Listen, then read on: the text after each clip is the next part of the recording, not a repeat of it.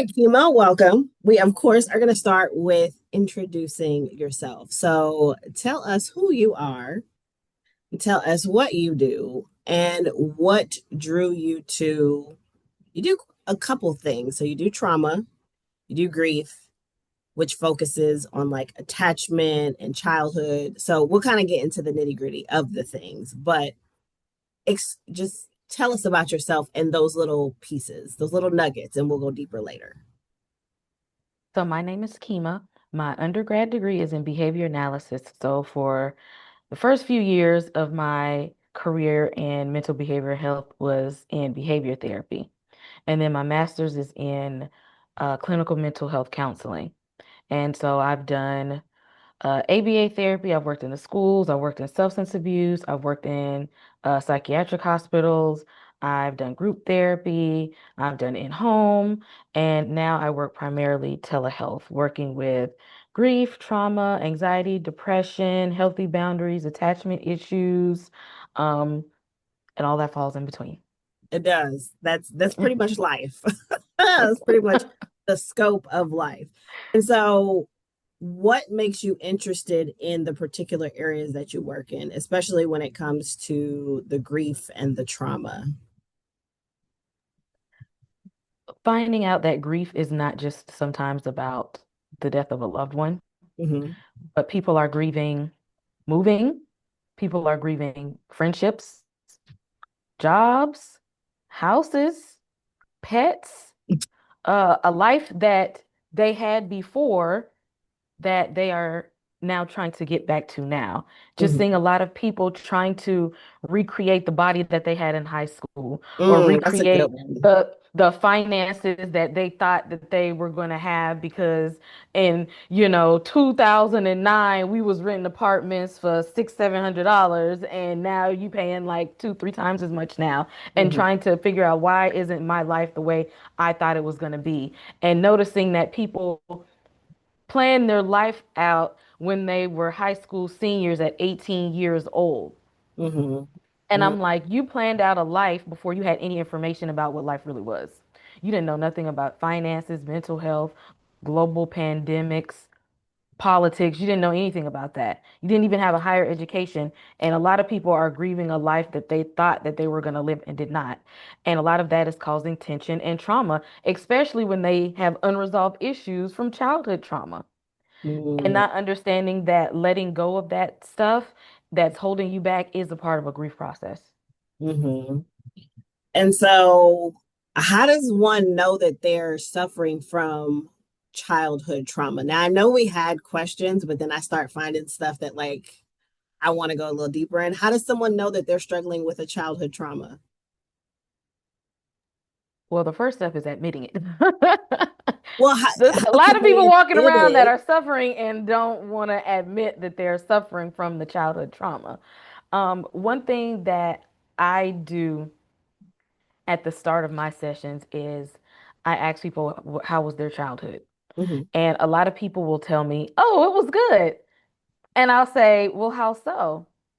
And the more questions I ask, and they start to tell me things like, oh, yeah, I didn't know my dad, and he was on drugs, and my mom didn't have enough money to take care of me, so my grandparents raised me, and then at my grandparents' house, one of my mom's boyfriends or one of my grandma's friends, they like were inappropriate with me. And I'm like, well, you said your childhood was good. Where was it good at? Like, don't none of that sound good.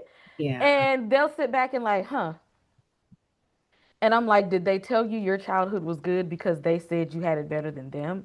And they told you you had a good life. Because what you're telling me is not that there wasn't nothing fun about that. Right. And they start to sit back and realize the stuff that was normalized was Mm, really traumatic experiences. And then now we got a good starting place. okay. So it sounds like what they would consider normal and what they would consider good, if they have nothing to compare it to, that's Mm-hmm. where they would need to break it down. So there probably are quite a few people who like chaos and drama and all of that is their norm and they know no different. So for them, their reality is, I mean, it was fine because that's what I went through every day. That's what I saw my friends go through. I didn't know anything different existed until I got older and started Mm-hmm. engaging with other people. But by then, what has been created has already been created. And then they would come to you to unlearn. Absolutely. Because by then, now we have anger issues and we don't know why we're frustrated and mad all the time. By Hmm. now, we have attachment and abandonment issues and we don't know why we are so anxiously attached to people or we're avoidant with our emotions or we can't express our emotions or we're walking around with physical symptoms and headaches and panic attacks. And it's like, I don't know why, or I can't express myself, or I don't know how to set this boundary, or oh, that's what people pleasing is. I thought they just told me I was the helpful, mature one. Mm. Sounds like the oldest child. Childhood survival skills and still holding childhood survival skills because your childhood was so good that you developed childhood survival skills that are holding you back as an adult Hmm. Hmm.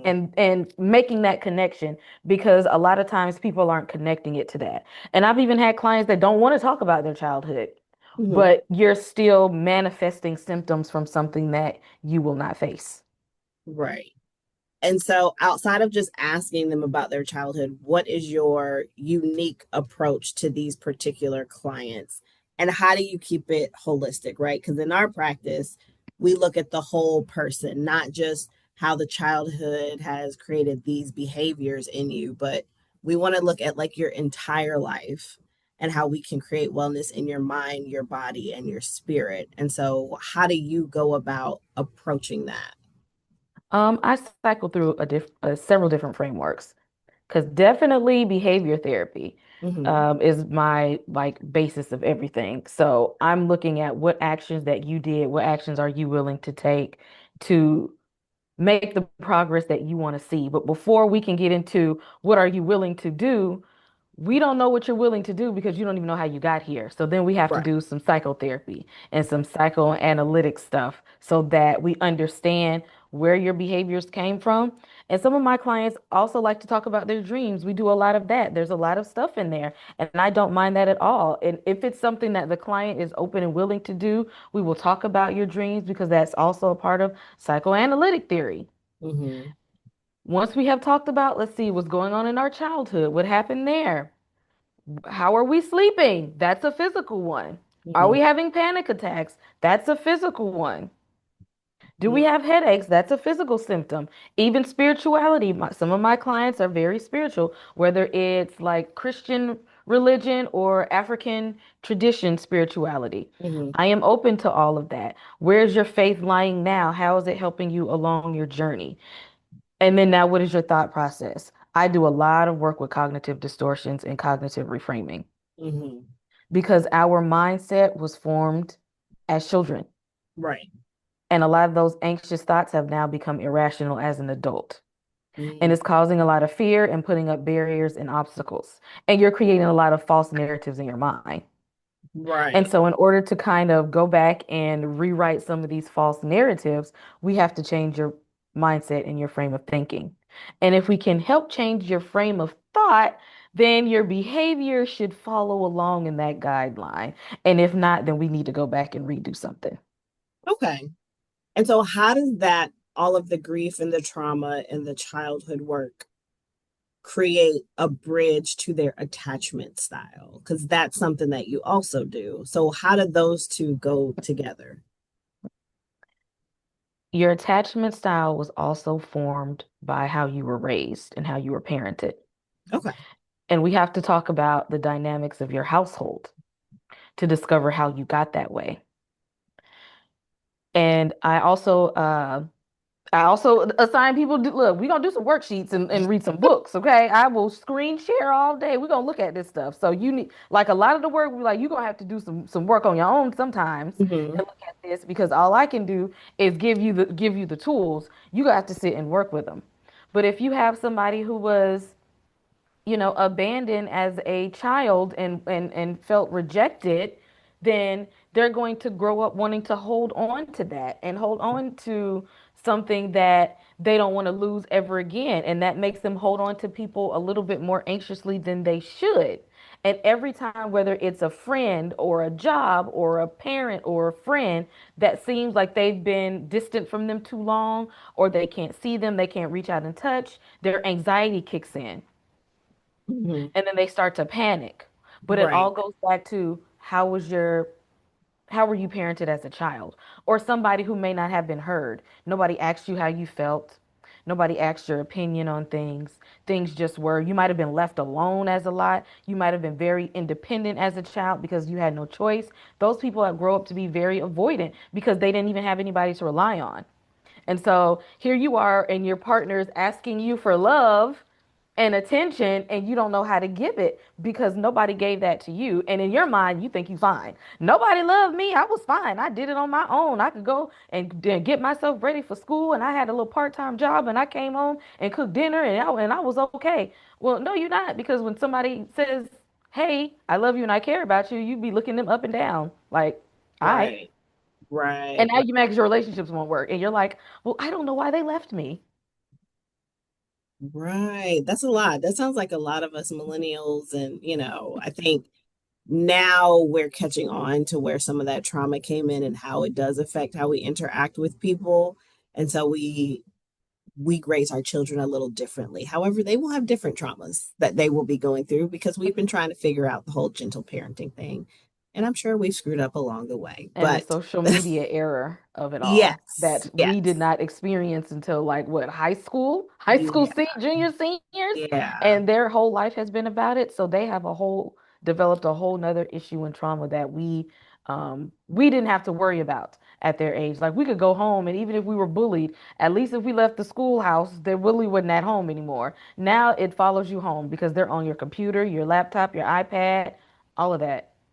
Yeah, that's unfortunate. So it'll be interesting to see the type of work and the different trainings that are going to develop as time continues to go in order to help that particular section.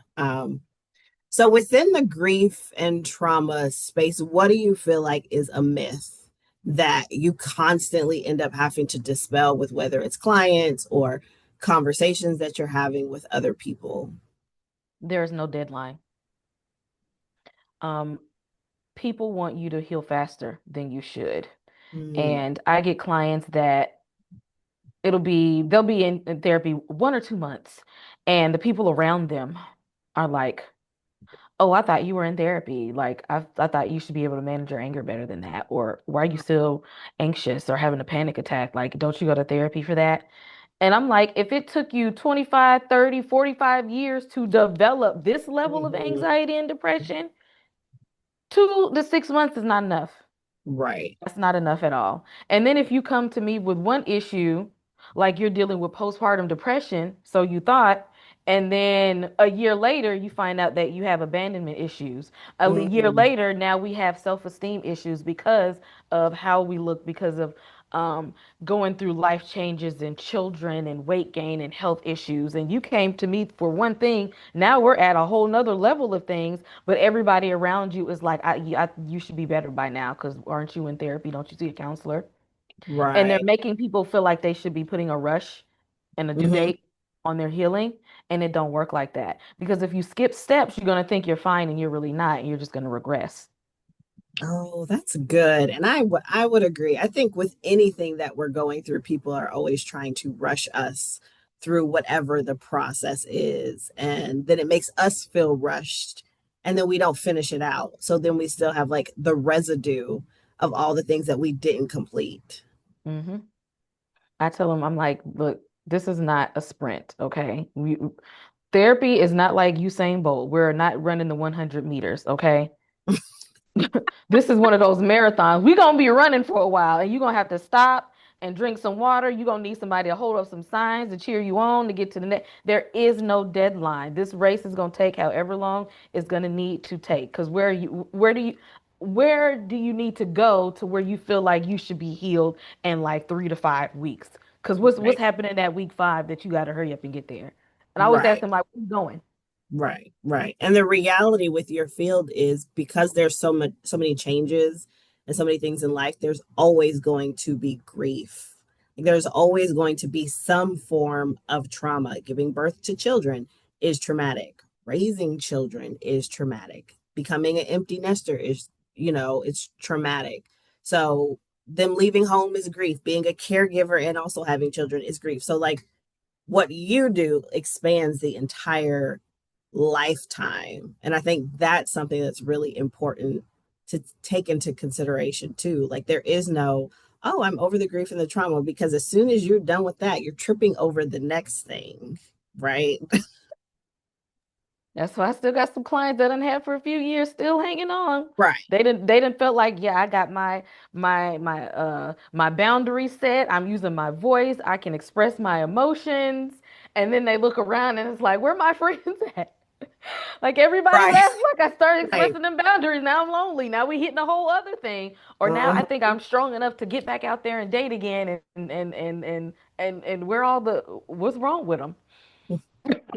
They don't like all of the skills and all of the, the care that comes with focusing on yourself. So that's, I can appreciate that, especially because in our practice we focus on Black women. And so what have you noticed when it, especially the high achieving Black women, which we are ones, so it's caring for different versions of ourselves with every client that comes in.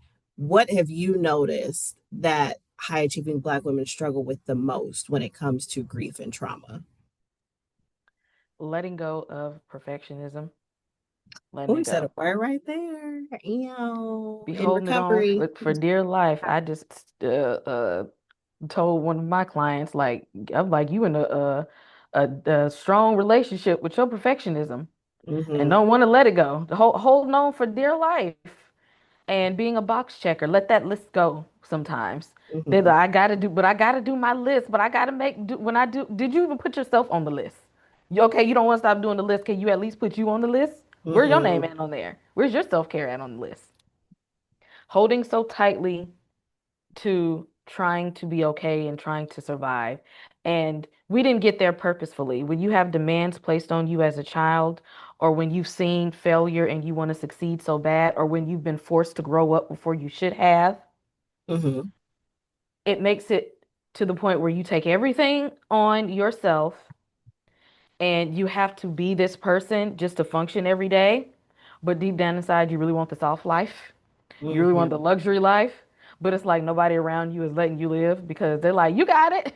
You can Right. handle it. You the one. Right. You the strong one. You independent. You always got it. You motivated, girl. You got Mm-hmm. it. And they nobody thinks that you've earned the way to have the soft life because you've been carrying everything on your back. I'm always like, stop checking stuff off the list. Leave the list alone. Yeah, yeah. And And it's it's hard. interesting because as a high achieving perfectionist Black woman, we don't pay attention to how we feel a lot of the times. And so, how would one know the difference between, like, oh, I'm just having a sad day? It's a lot going on. I have a lot on my plate. And no, actually, I'm grieving something. It doesn't have to be anything major, right? It doesn't have to be a big T. But how would someone that is so focused on the list and being productive and just like being perfect, how do they notice the difference? I asked them what makes them happy Oh, right what's now. the answer? Do they have an answer? No, no, they don't. Not That's how surprised. I know. They don't know what makes them happy anymore. And that's how I know that it's perfectionism because perfectionism tells you, I know I got this degree, but I'm going to get another one. I know I got this raise, but I need another one. I know I got this job, but this one has more money. I know I got this position, but I need to be up for the top position of the director of the company now. Right. And they just keep going and going and going. And you never stop and smell the roses to sit and praise yourself. And that's how I also can tell when they achieve something. I'm like, oh, did you go out and celebrate? No. Did you go have a dinner for yourself? No. Did you buy something for yourself? No. Did you make Hmm. a post about it? Yeah. At least, well, not celebrating achievements, although they have the next achievement already lined up and already working on it, and Hmm. not even able to say what makes them happy right here, right now, today. Hmm. How do they know they're grieving?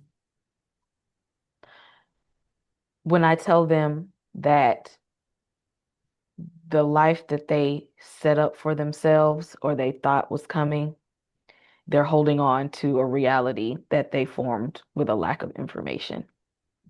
And being able to say, can you let that part of you go? that you not gonna be 95 pounds no more. Mm, And the the white picket fence house that they told us from 90s TV sitcoms that they lied to us, or that wonderful man that we thought that was going to be like that you're seeing a picture of, but that you were chasing in your mind, but you created a narrative of somebody that you don't really have. And like just mm, getting them to see the things that they have are chasing a life that they built at 18, and mhm, this it's not matching. mhm, And like, how can you let go of that and build from who you are today? How can we recreate a life that you want to enjoy and be happy about today without the standards that people put on you at 18? mm. Oh, that's good because I've gone through all of that because I am that. I am that in recovery. So, Recovering box checker here. right, right, Recovering box checker. right. So let's flip the mirror for a minute and kind of focus on you. What's one thing that you do for self-care? Since self-care is something that you do preach to your clients, how do you show up and do that for yourself?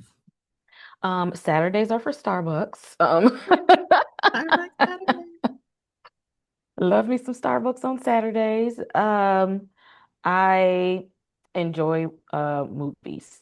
Mm-hmm. Even if I have to go by myself. I like to go to a good theater, okay? I want my seats to recline. I gotta put my feet up, okay? I hate the regular seats. I go and watch me a nice movie and I get all the snacks. Like I don't um prevent myself from just having all the popcorn or candy that I want. If I'm going to the movies, I'm getting all of the snacks that I have there. I like And I that. don't care if you with me or you're not with me, I'm going to watch this movie and I'm getting a big tub of popcorn and I'm getting my snacks and I'm putting my feet up in this reclining chair. Mm-hmm. What else? I take my dog for walks that he don't really want to go on because he's more of a stop and sniff kind of guy. Um, and I'm here kind of for the exercise of it all. So we go on walks together. I try and set aside time of like do nothing, Mm-hmm. My which is favorite. hard to kind of do nothing when there's so much to do. Mm-hmm. But if I know I've been going and going too long, I will jam pack all of my week and set aside, okay, this is my do nothing day or this is my do nothing night. And then it's Mm-hmm. hard to just sit there and do nothing sometimes because I'd be sitting there looking like I know I have something to do, but I'm getting my body used to having like do nothing evenings and do nothing days. I love that. I love that because it is really hard when your brain is going through the Rolodex of things that you should be doing in order to be productive, in order to, in your mind, internally show that you are worthy and valuable. But doing nothing is just as valuable because I feel like that's where we get a lot of our creativity and we get our second wind and a lot of questions that we may have answers come when we're just kind of sitting doing nothing. So I applaud you for that because it really seems that you are walking the talk, which is really important for our practice is us as Black women being the example for the people that come into our world. So I want you to finish this sentence. I wish every Black woman knew that. You can have the soft life, What is a soft life? that you can be kind to yourself. You can say no. You can have a do nothing day. You can put your phone on do not disturb. You don't have to answer that email right away. You can take a nap without setting your alarm. Why do we feel like we have to set an alarm for taking a nap? Why? Just go to sleep. You ain't got nothing to do. You just set aside a whole do nothing day, and we set an alarm to wake up in the morning and an alarm to take a nap. Why? Why? You're I don't allowed to I have. don't set an alarm, so I don't know. I I don't have know. my clients that be saying, I'm like, why? What you got to do when your alarm go off? They don't even know. They don't even have an answer. I'm like, Yeah, what are you doing it for? I don't Or I want to set my sleep the alarm day away. and don't even know why. Or I still had to get up at about 9. Why? Ain't no kids in the house. It's just you. You ain't got to go to work. Why are you up at 9 o'clock in the morning just to sit and drink some coffee? Like you can have this. And nobody is going to come after you with whips and chains because you slept an extra 2 hours, Right. because you don't want to get up and take that nap, because you don't want to go sweep the kitchen today. Like Mhm. you can sit down and rest. And you can also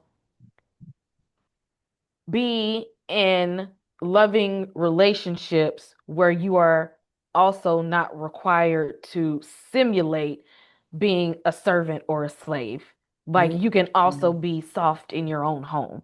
You can have somebody who sees you and doesn't want you to struggle. They don't want you doing back-breaking work. Like they want you to be able to rest. They will tell you when you're doing like way too much and have a seat somewhere. And you ain't got to do all of the household chores while they sitting down. They will help you as well. You are entitled to take that vacation. You can buy that luxury car if you want to. I don't care what anybody says about you being a girl or you being black. Buy that Benz if you want to. Buy that BMW if you want to. I don't care what they have to say about it because we get so judged, or carrying around a designer label bag and somebody wants to say, "Ooh, that costs that so much money. I don't know. I would never spend my much money on that." Well, maybe you can't. Let me have my nice things because we sometimes we feel guilty and judged for just having nice things. Mhm. Have nice things. And don't feel guilty about who's going to say what about what you have and the way that you treat yourself. Yeah, because I'm a firm believer of you teach people how to treat you. And it's not even about the money. It's about you see how I show up for myself, whether it's a partner, family, friends, whoever. You see how I show up for me. If you can't touch that bar, just stay away. Just stay away. Because I'm not gonna bring it down for you to be able to reach the bar. So I think that is like that's an amazing thing for someone to remember. Do you have like a book or a podcast or a resource that you're always telling people about? There's a book that I like called How to Be an Imperfectionist. Oh, I've never read that one. Probably Yes. should. You get to the first 2 or 3 chapters and you're gonna see your whole self and be like, "Ooh, did they write this about me?"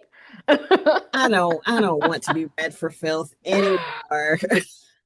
And if I felt like I had to be read for filth, then I'm sharing it with all of my clients. No, y'all gonna see this too. I even took some pages like this is you ain't, because I feel like if you're not gonna read the book, we're gonna sit here and look at these pages together because I know you're gonna see yourself and you're gonna get called out for it. Attached is another one. So that you can learn about your attachment styles, your partner's attachment styles, how you got that way, how they got that way, what the symptoms are of it.